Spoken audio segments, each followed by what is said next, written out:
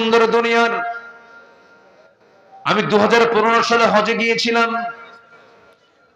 সেইবারের হজের সফরে আফ্রিকান একজন কালো নিগ্রো মানুষকে দেখতে পেলাম। আমি হলাম লম্বায় প্রায় 72 ইঞ্চি, 6 ফিট লম্বা আমি একজন মানুষ। ওই লোকটার পাশে যখন আমি দাঁড়ালাম, সেই লোকটার দিকে আমি চেয়েছিলাম এইরকম কইরা, মানে প্রায় 8.5 ফিট লম্বা। কয় ফিট? 8.5 মতো, মানে 8 ক্রস হয়ে গেছে, মানে আমি তার কোমরের কাছাকাছি। বিশাল ফিগার, মানে ছোট মোটো হাতি, ছোট মোটো হাতি। তা আমি তাকে প্রশ্ন করলাম, হ্যাঁ মিন আইনা যেতুক, আপনি কোন জায়গা থেকে আসছেন? আইনা বিলাদুক, আপনার দেশ কোথায়? তো বলল যে নাইজেরিয়া।